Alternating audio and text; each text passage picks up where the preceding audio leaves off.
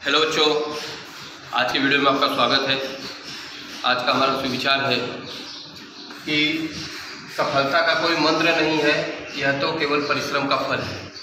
यह सुविचार बच्चों में पहले भी आपको बताया था और मेरे हिसाब से कठोर परिश्रम हम जो करते हैं उसके बाद जो हमें फल प्राप्त होता है उसे ही हम सफलता कहते हैं। तो बच्चों, आज हम दूसरा पाठ शुरू कर रहे हैं, वास्तविक संख्याएँ, और उसके बारे में हम सभी लोग अध्ययन करेंगे। तो सबसे पहले आप ये समझ लीजिए वास्तविक संख्या किसे कहते हैं। परिमेय तथा अपरिमेय संख्या के संग समुच्चय को वास्तविक संख्याएं कहते हैं। इसे ध्यान दीजिए, परिमेय तथा अपरिमेय संख्या के संग समुच्चय को वास्तविक संख्याएं कहते हैं। अब थोड़ा सा हम इसके बारे में और अध्ययन करते हैं। आप सभी लोगों ने गणन संख्याओं का नाम सुना है। गणन संख्या यानी प्राकृत संख्याएं। प्राकृत संख्याएं हमारी एक से प्रारंभ होकर एक एक के अंतर पर अनंत तक आती हैं। जैसे आपको यहाँ लिखा हुआ है 1 2 3 4 5 और फिर अनंत तक बिंदी बिंदी यहाँ लगा हुआ है। उसके बाद दूसरा आप देख रहे हैं होल नंबर, जिसे हम कहते हैं पूर्ण संख्याएं। पूर्ण संख्याएं क्या होती हैं? शून्य तथा प्राकृत संख्या के संग समुच्चय को पूर्ण संख्याएं कहती हैं। और पूर्ण संख्याओं का संकेत जो है अंग्रेजी के कैपिटल लेटर W से दिखाते हैं और इसे भी आपको समुच्चय के रूप में 0 1 2 3 4 और अनंत तक इस तरह से आप लिख सकते हो। इसके बाद अगली संख्या आपकी आती है पूर्णांक संख्या। पूर्णांक संख्या का संकेत I फॉर इंटीजर। पूर्णांक संख्या क्या होती है प्यारे बच्चों? शून्य, प्राकृत संख्याएं तथा प्राकृत संख्या की विपरीत संख्या के समुच्चय को, संग समुच्चय को क्या कहते हैं? पूर्णांक संख्याएं। और पूर्णांक संख्याओं का संकेत आपको क्या दिया गया है?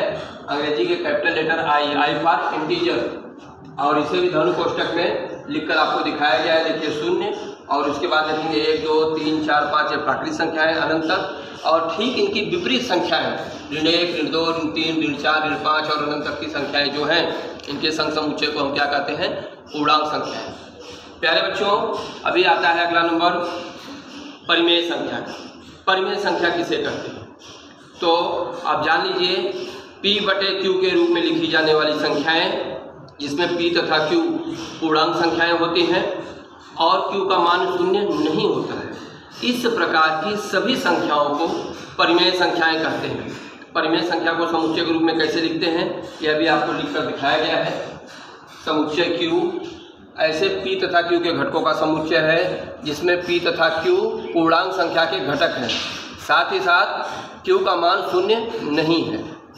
इसके साथ साथ थोड़ा सा परिमेय संख्या के दशमलव रूप के बारे में हम अध्ययन करते हैं।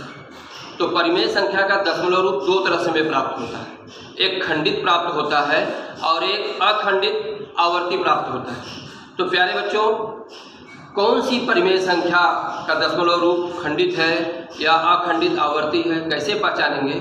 उसके लिए मैंने आपको यहाँ लिखा हुआ है, इस पर आप ध्यान देंगे कि जिन परिमेय संख्याओं का हर 2 या 5 अथवा 2 तथा 5 दोनों अभाज्य गुणनखंड के रूप में होते हैं, तो ऐसी परिमेय संख्याओं का दशमलव रूप खंडित होता है। इसके बाद दूसरा जो है, जिन परिमेय संख्याओं का हर का अभाज्य गुणनखंड 2 तथा 5 के अतिरिक्त अन्य कोई संख्या होती है, तो ऐसी संख्याओं का दशमलव रूप अखंडित आवर्ती होता है। यहाँ पर आपको लिखकर दिया गया है और इससे संबंधित सवाल भी आपको नीचे हल करके अभी तुरंत दिखाए जाएंगे। प्यारे बच्चों, आपका जो पहला प्रश्न है वो दिया है यहाँ पर, निम्नलिखित में से कौन सी संख्याओं के दशमलव रूप खंडित और कौन सी संख्याओं के दशमलव रूप अखंडित या अखंड तथा आवर्ती हैं, लिखो। तो मैं इसमें से आपको 1-2 सवाल हल करके दिखा रहा हूँ। आप देखिए, आपका पहला सवाल यहाँ पर दिया है, पहला है 13/5। 13/5। अब हमें क्या ध्यान देना है? इसका दशमलव रूप खंडित है या फिर अखंडित आवर्ती है, कैसे पता चलेगा? आप देख रहे हो इस संख्या के हर में 5 है, तो हर में 5 है तो इसका दशमलव रूप क्या होगा? खंडित होगा। हम सीधे सीधे लिखेंगे यहाँ पर, इस संख्या का हर 5 है, इसलिए इसका दशमलव रूप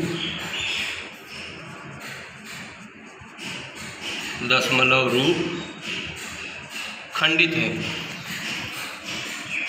जरा आप देख लीजिए कैसे खंडित है, जरा आप इसको ध्यान से देखिए। यहाँ मैं लिख के दिखा सकता हूँ। 5 दूना 10। अब कितना बचा बच्चों? 3 बचा। 3 में 5 से भाग नहीं जाएगा तो दशमलव बढ़ाए। अब इसके बगल में 0 आएगा। 5 6 30। क्या इसके आगे और भी कोई संख्या आ रही है क्या? नहीं आ रही है। तो यह जो दशमलव रूप 2.6 आपको मिला है, यह क्या है? खंडित रूप है। इसी प्रकार से इसमें से एक आध सवाल आप और देख सकते हो, कोई भी देख लो, दूसरा वाला देख लो। यहाँ मैं आपको दूसरा सवाल इसके बगल में हल करके दिखाता हूँ। तो दूसरा सवाल आपका है, आप देखिए 2/11 देखना है आपको। तो क्या लिखेंगे हम? इस संख्या का हर 11 है, इसके अभाज्य गुणनखंड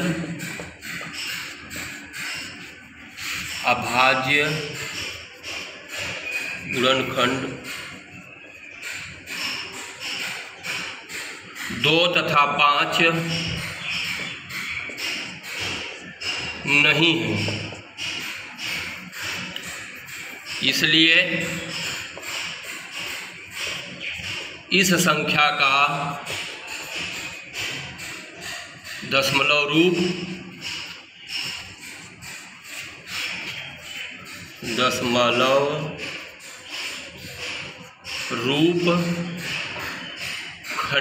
अखंडित तथा आवर्ती। ये बात आपको ध्यान से लिखनी पड़ेगी। बस इतना छोटी सी बात ध्यान में रखना है कि इसमें से कोई भी सवाल हो, चाहे पहला, चाहे दूसरा या फिर तीसरा। अब दूसरे के बारे में आपको बताया, तीसरे के बारे में क्या देखेंगे? जब 16 का अभाज्य गुणनखंड आप देखेंगे तो केवल 2 आएगा। 2 दूनी 4, दूनी 8, दूनी 16, मतलब संख्या 29/16 का दशमलव रूप खंडित है, क्योंकि इसके अभाज्य गुणनखंड में क्या आ रहा है? 2 आ रहा है। चौथा है 17/125। अब 125 के अभाज्य गुणनखंड देखेंगे तो 5 × 5 × 5, तो इसके भी हर का जो अभाज्य गुणनखंड 5 है, इसलिए 17/125 का दशमलव रूप खंडित होगा। यह जो पांचवा है, पांचवे में देख रहे हैं आप 6 देख रहे हैं, और 6 का अभाज्य गुणनखंड प्राप्त करेंगे तो 2 × 3 आएगा, यानी इस संख्या 6 के अभाज्य गुणनखंड 2 तो है, लेकिन उसमें 3 भी आ गया है। इसलिए क्या हुआ कि इसके अभाज्य गुणनखंड 2 तथा 5 के अतिरिक्त है, इसलिए 11/6 का दशमलव रूप अखंडित आवर्ती होगा। तो प्यारे बच्चों, मैंने 2 सवाल आपको यहाँ करके दिखाया, बाकी आपका यह तीसरा, चौथा और 5वां यह आपका गृह कार्य रहेगा। अब हम अगले प्रश्न की तरफ बढ़ते हैं। यहाँ पर आपको दूसरा प्रश्न यहाँ दिया हुआ है, निम्नलिखित परिमेय संख्याओं को उनके दशमलव रूप में लिखिए। बहुत ही आसान है, जो आपको परिमेय संख्याएं दी गई हैं उनको दशमलव रूप में लिखना है। तो पहला ही आपको दिया है, यहाँ पे मैं हल लिख रहा हूँ। पहला है आपका 127/200। अब देखिए इसके कई तरीके हैं भाग देने के, आपको जो अच्छा लगे आप कर सकते हैं। आप 127 में 200 से भाग दीजिए, मैं आपको करके दिखा रहा हूँ। यहाँ पे 127/200 ऐसा दिया हुआ है, तो 200 से भाग दी, इसमें भाग नहीं जा रहा, क्या है 0 पॉइंट लगाए। अब यहाँ पे क्या होगा, 1 0 बढ़ गया। 200 का पहाड़ा पढ़ना है प्यारे बच्चों। तो आप देख रहे हैं कि 200 का भाग हमें 1270 में देना होगा, यानी कितना हो, 2 × 6 = 12। यहाँ 6 बार लिखे आप, और आपका आया 1200। अब 1270 में से जब 1200 घटाएंगे तो आएगा 70। आप दशमलव पहले से बढ़ाए हैं, यानी 1 0 अपने आप बढ़ेगा। 2 तिहाई या 1 0 दशमलव बढ़ाए तो 0 बढ़ाने की जरूरत नहीं है। यहाँ पर आप घटाने के बाद जो हमें संख्या प्राप्त हो रही है वहाँ पर 1 0 अपने आप बढ़ेगा।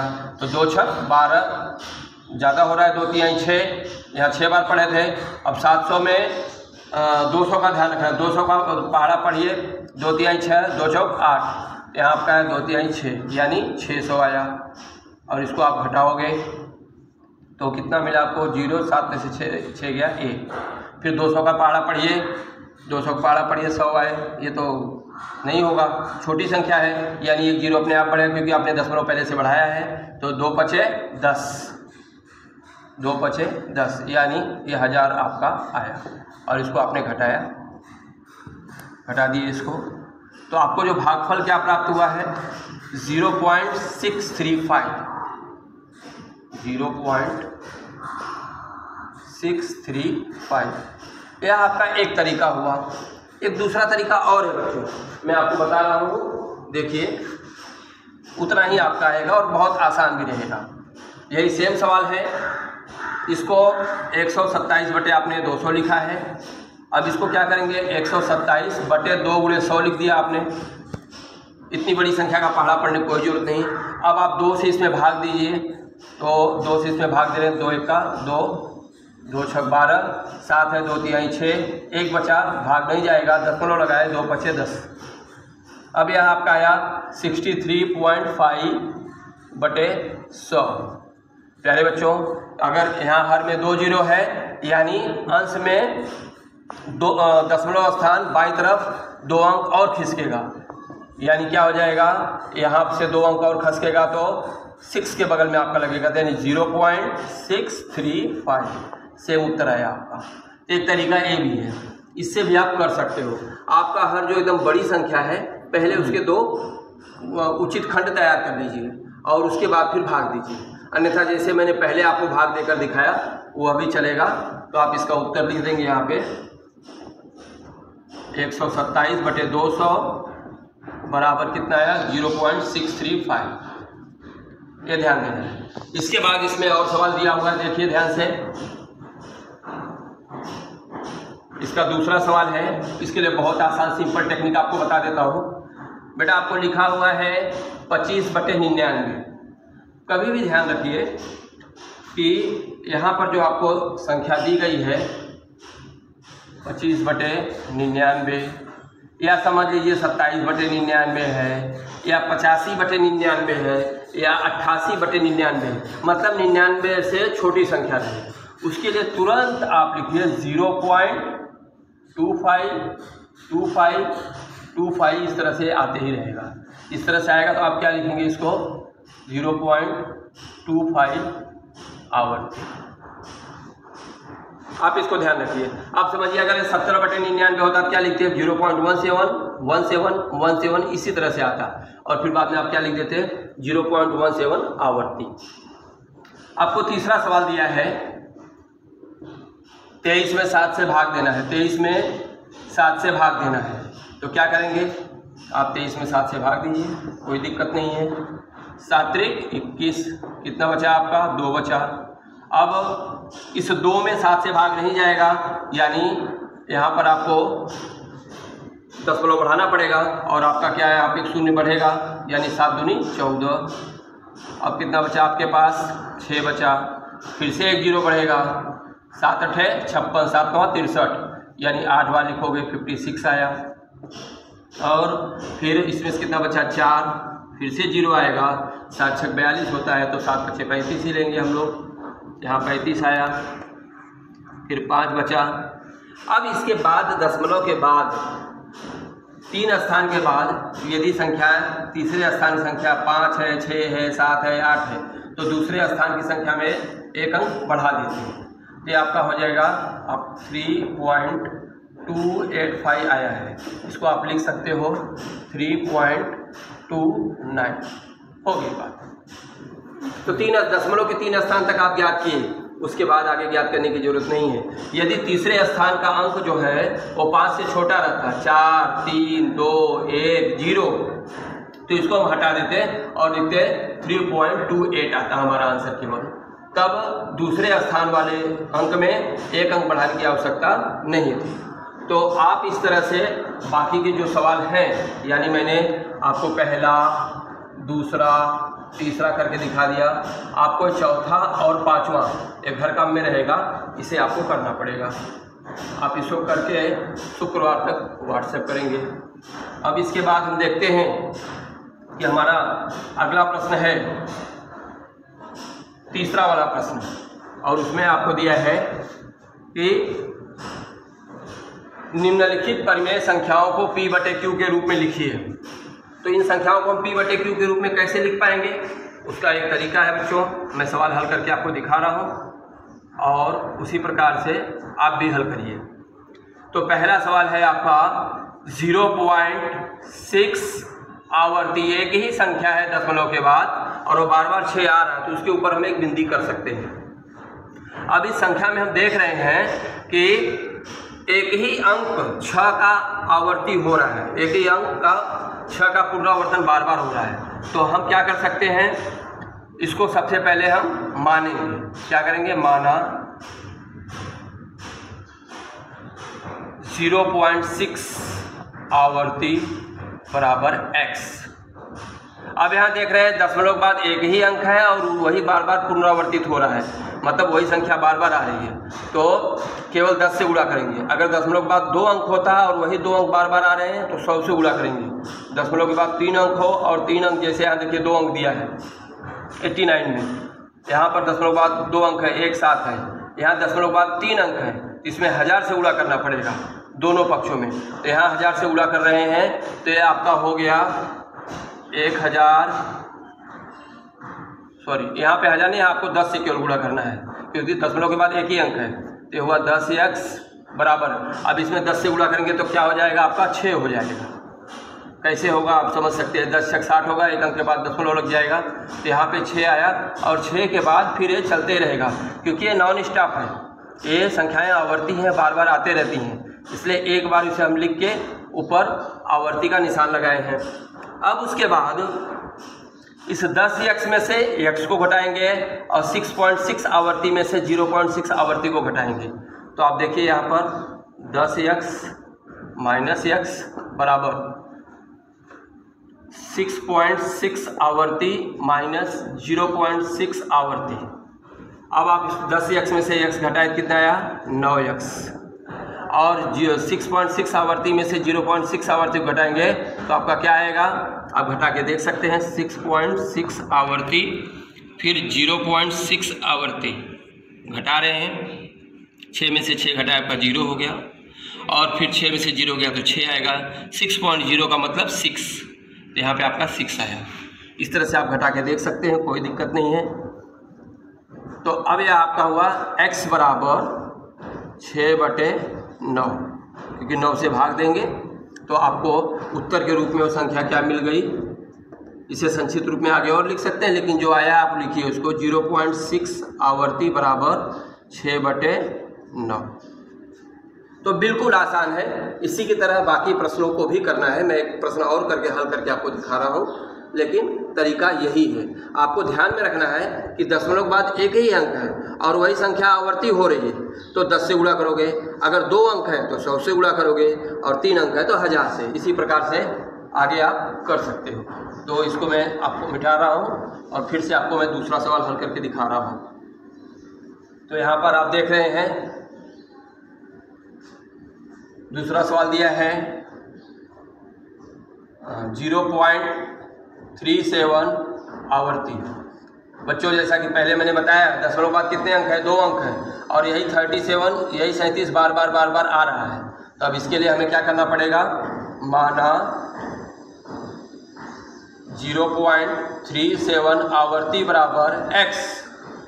अब 2 अंक है तो दोनों पक्षों में 100 से गुणा करेंगे, तो क्या हुआ आपका 100x बराबर 37 आवर्ती। ये क्यों होता है आप समझते हैं, इसको कैसे आता है इस तरफ। देखिए यह 37 है ना, 37 ये इस तरह से आते ही रहेगा। अब इसमें ये 0 पॉइंट है, आगे आते ही रहेंगी संख्या ऐसे। तो अब इसे मैं 100 से गुणा कर रहा हूँ, तो कितना हो जाएगा ये 37 और 0 आया। अब मुझे 2 अंक के बाद दशमलव लगाने हैं, 1 2 3 4 अंक के बाद दशमलव, 1 2 3 4।